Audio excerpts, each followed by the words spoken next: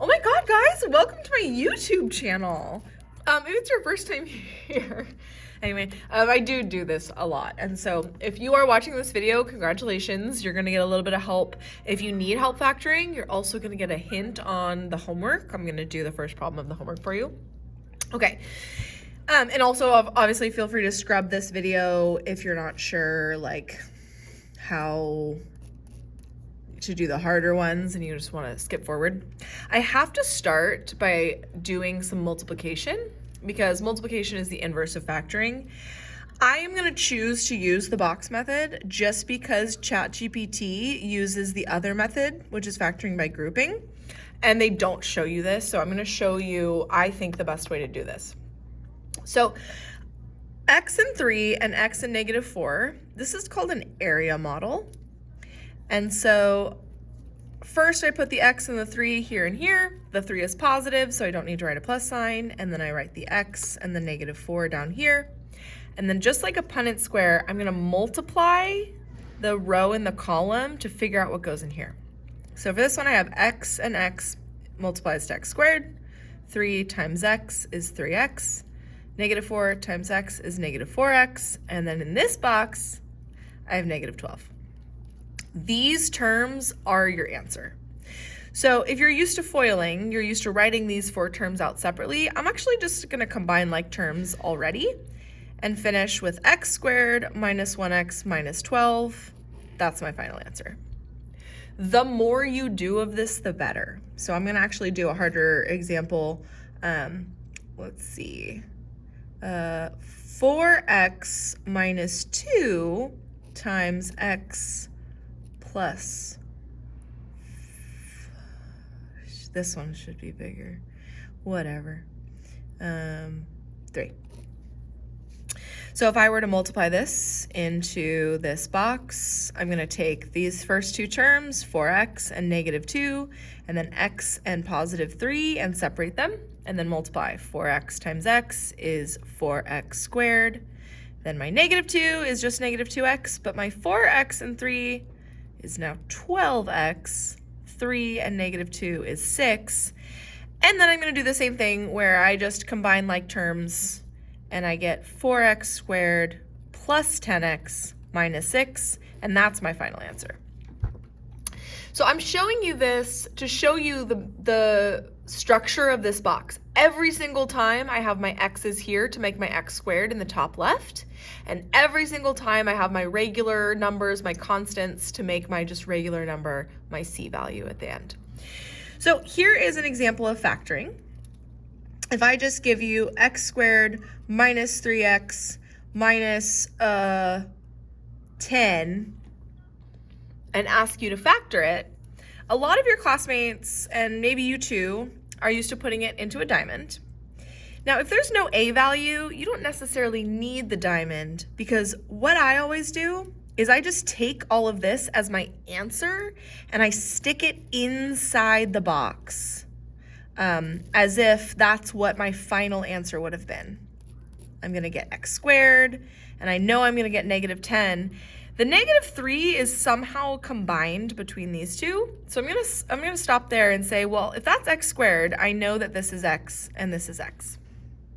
And if that's -10, I need to come up with 2 numbers that multiply to -10, but then will add and combine to be -3.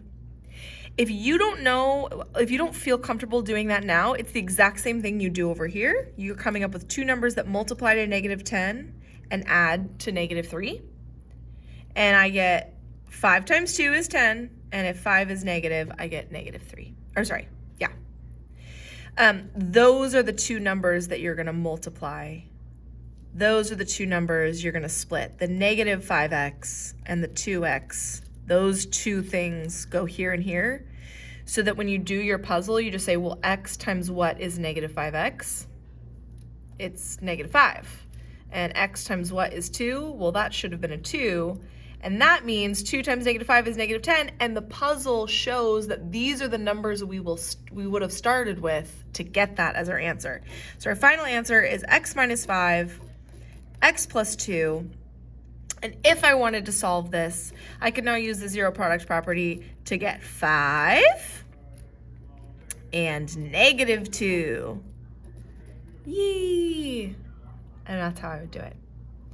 I'm going to do another example down here with an a value that is not 1. I'm going to ask you guys to factor and solve, because that's where we're going with this problem. So there's 2 ways I'm going to do this. I should use a diamond when there's a 5x squared, but if I'm using the box, at least bare minimum, I know that a 5x squared is going to go here and a negative 18 is going to go here. My job for factoring is just to figure out what goes on the sides. What times what is going to make me 5x squared, and what times what is going to make me negative 18. Now, I could do my diamond, and I would have to do 5 times 18, and maybe you don't have a calculator with you or something. 5 times 18 is 90, and then my b value is negative 1. 2 numbers that multiply 90 to 90 that only have a difference of 1 are 9 and 10, where the 10 is negative. So those 2 numbers, instead of guessing and checking, I can put those 2 numbers over here as my x terms. I'm going to go, oh, so that was used to be a negative 10x and a 9x, and it does not matter which one you put it in. As long as this next part, you can say to yourself, well, let me look at this row and just factor out a GCF. The greatest common factor of these 2 terms, they both have a 5, divisible by 5 and divisible by x, and that tells me that that's 5x. Now shoot, if that's 5x, I know that what goes up here is just 1x, because 5x times x is 1x. And then you say, well shoot, if that's 5x and that's negative 10, you can just figure out what number has to go here to multiply to be that, and it's negative 2. Same thing, this x is going to multiply with something to make 9x. Well, it's 9. And then you can check your work and say 9 times negative 2 is negative 18. So these are the 2 factors that would have multiplied to get that. My final answer is x minus 2 and 5x plus 9. That is the factored form of that. If I multiply this all out, multiply, I get that back. So that you can see me solving. This is when you say x minus 2 equals 0 or 5x plus 9 equals 0. These are now linear factors, and linear factors you can separate and solve with just, multi-step equations.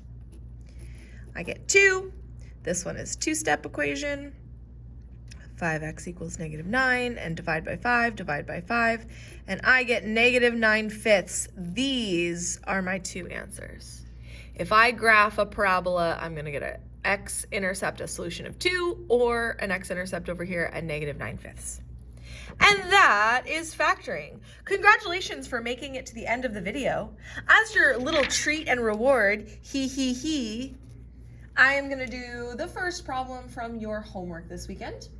The first problem, I don't have the actual thing with me, but number 1 is negative 14 equals 21a minus 14a squared. So step 1, this is in your notes too. Sorry that you can see through this paper, but in your notes, you need to make everything equal 0.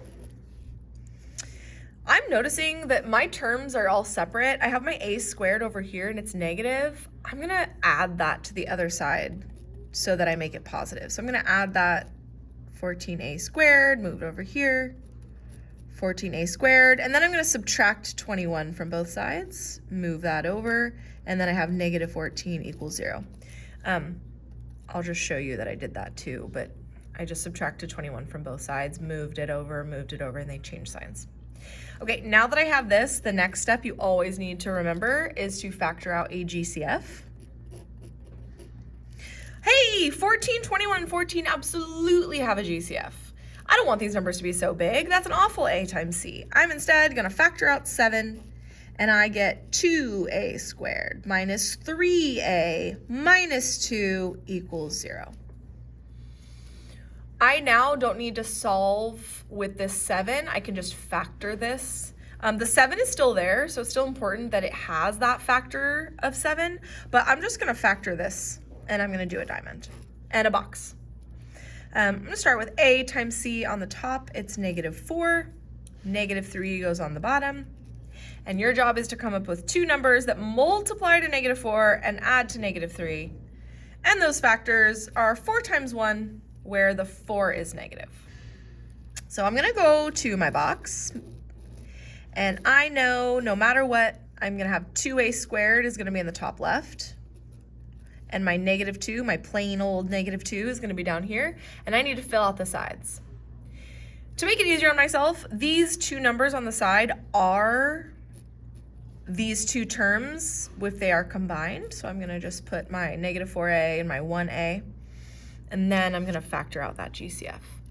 The GCF of 2a squared and -4a is a 2 and an a. And now I know 2a times what is 2a squared? Well, by God, it's a. And I can do the same thing. 2a times what is -4a? Let's see, what do I have to multiply by? -2. Down here, I get 1. If you just decided to put an a in there, that's fine, as long as you remember that it's 1. And then you'll see that 1 times -2 is -2. This all checks out, and so these are the two factors that would have multiplied to make that. And so I can change this into 7, a minus 2, 2a plus 1 equals 0. I know you don't want to deal with the 7. It's fine a little bit. In the future, it won't be fine when we deal with cubics, but I just need to use these factors to solve for a. I get -1/2.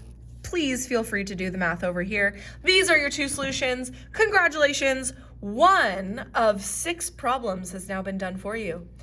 Kiss, kiss.